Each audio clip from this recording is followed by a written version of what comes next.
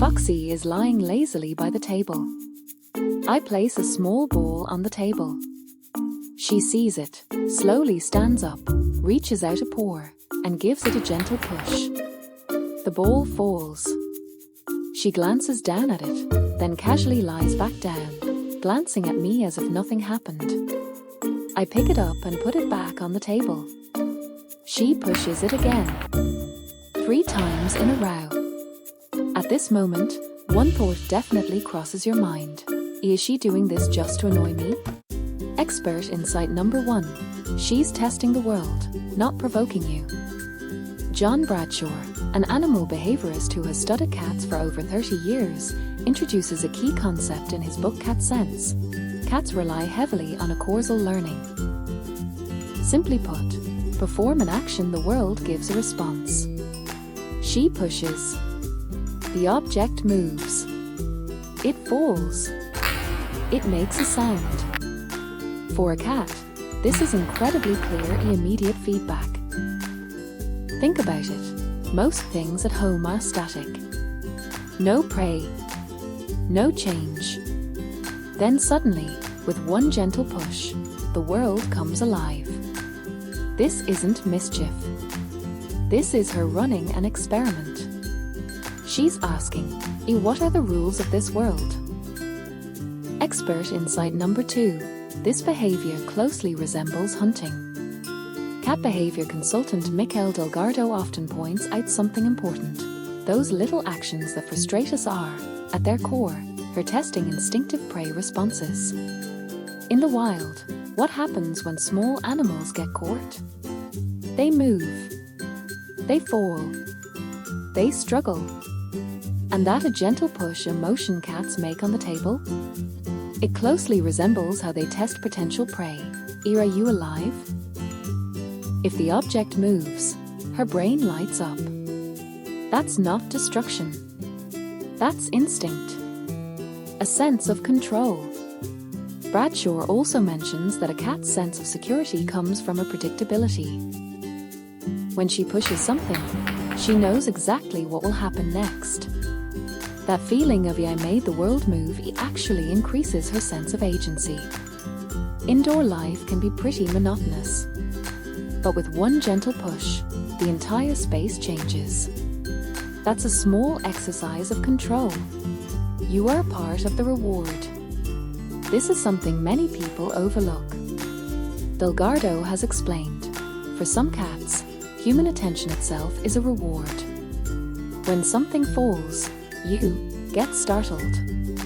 Immediately stand up. Turn to look at her. Maybe even start muttering. In her brain, that registers as effective strategy. She isn't trying to destroy things.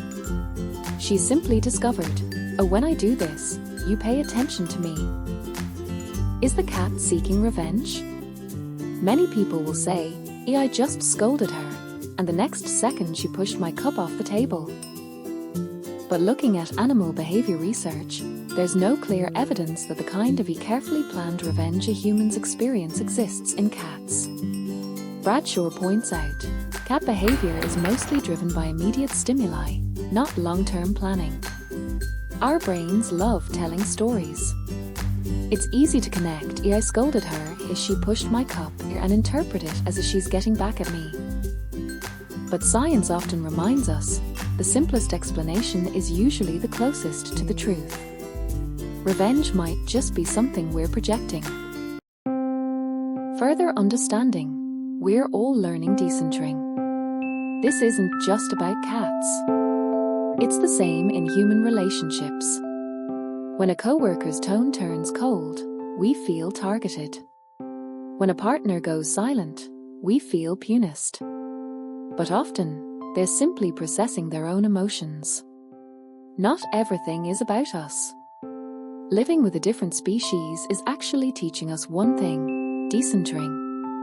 Not every action carries moral intent. Not every reaction is aimed at you. Sometimes, it's just life, doing what life does. Conclusion. So next time your cat pushes something off the table, Don't get angry right away. She might just be exploring the world, simulating hunting, creating change, or simply trying to interact with you. When we stop interpreting her actions as a revenge, we start asking, what does she need right now? Stimulation? Companionship? More security? In that moment, we're no longer offended owners. We become observers who understand life. If you enjoy this approach of understanding cats scientifically and the logic behind their behavior, I'll include related reading in the video description. What does your cat like to push the most? And what methods do you use to successfully stop them from a mischievous pores? Share your interesting stories in the comments. Your experience might help another feline servant save one less cup from breaking. Our cat parent community grows warmer and stronger because of everyone's stories. If you want to see more of the world from a cat's perspective and understand yourself better too, remember to like, subscribe, and hit the notification bell. See you in the next video.